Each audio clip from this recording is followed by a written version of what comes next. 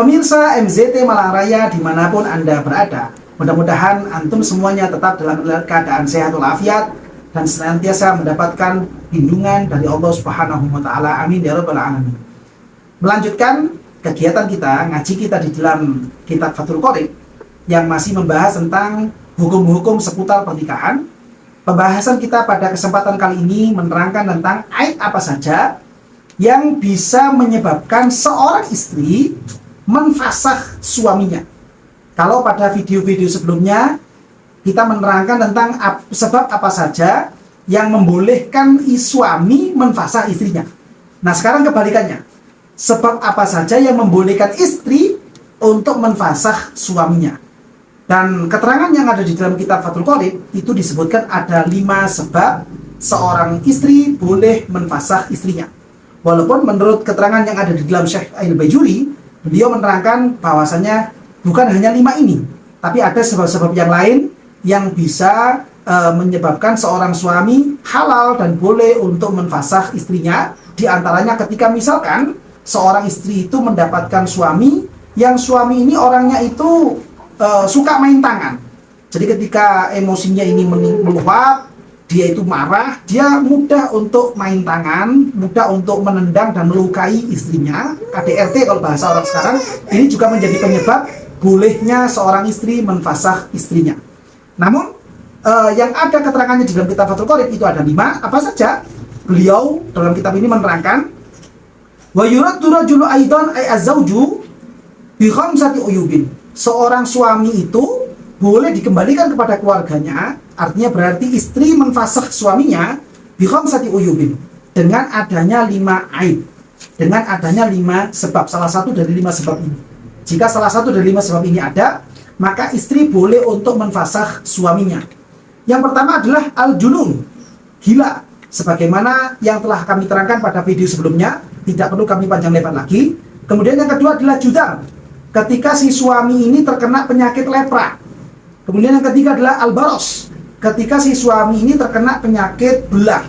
Untuk 3 sebab ini sudah kami bahas pada video-video sebelumnya, sehingga saya rasa tidak perlu untuk kita ulang keterangannya supaya bisa mempercepat keterangan-keterangan yang selanjutnya. Dan yang keempat, yang ini penting untuk diterangkan, yaitu ketika seorang suami itu dia mengalami yang namanya penyakit jab. Penyakit jab.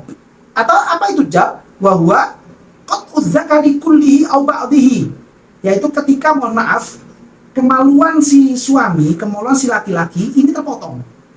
Dia tidak tumbuh secara normal. Jadi dia tersisa hanya sebagiannya saja. Atau bahkan bukan sebagian yang ada, total semuanya nggak ada. Sehingga polos gitu saja. Ini bisa menjadi sebab seorang istri itu untuk menfasakh suaminya. Namun dengan catatan, yang bisa menyebabkan bolehnya faskhun nikah ketika misalkan yang tersisa itu ya lebih dari ukuran hasyafah. Kalau yang tersisa itu lebih dari ukuran hasyafah, artinya hasyafah itu, mohon maaf, yang bagian ujungnya zakar, bagian ujungnya kemaluan ya. Kalau yang tersisa ini lebih dari ukuran itu, maka ini tidak bisa menyebabkan bolehnya faskhun nikah.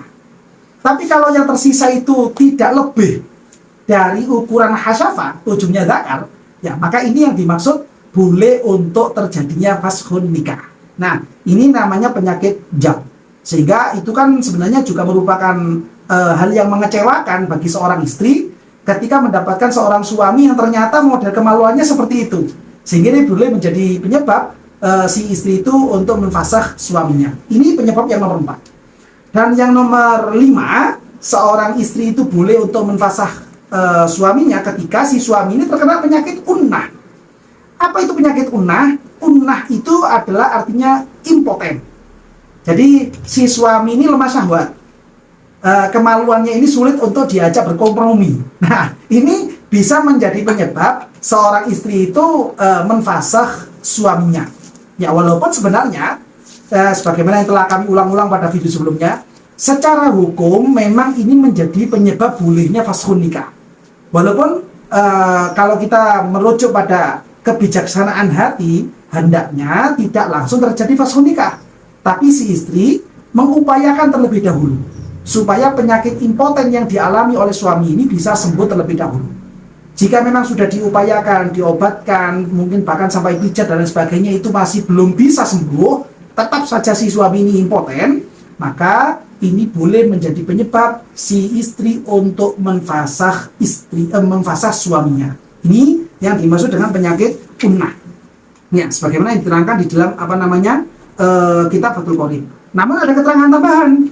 Keterangan tambahan yang ada di dalam kitab Fathul Qorib adalah wa yushtaratu fil uyubil mazkura ar-raf'u fiha ilal qadhi. Disyaratkan dari 5 sebab bolehnya terjadi fashun nikah ini tidak serta-merta begitu saja, tapi harus diangkat kepada qadhi. Permasalahan ini harus diangkat dulu kepada hakim. Kalau misalkan di Indonesia itu berarti pada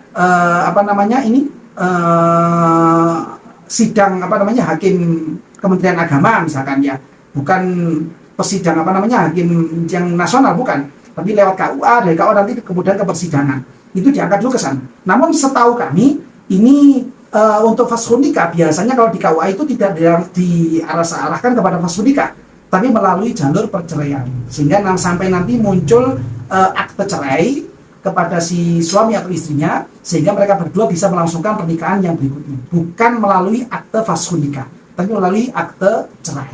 Nah ini wala yanfaridu fiha zawjan bitaradi bil fashi kama yaqtadi kalamul Mawardi wa ghairihi lakin dhahirun nas khilafuhu. Yang namanya fashun nikah ini bukan kemudian kesepakatan antara suami istri. Ya sudah kalau gitu, Dek, kita pisah saja, kita fashun nikah saja kalau gitu. Nah, bukan seperti itu.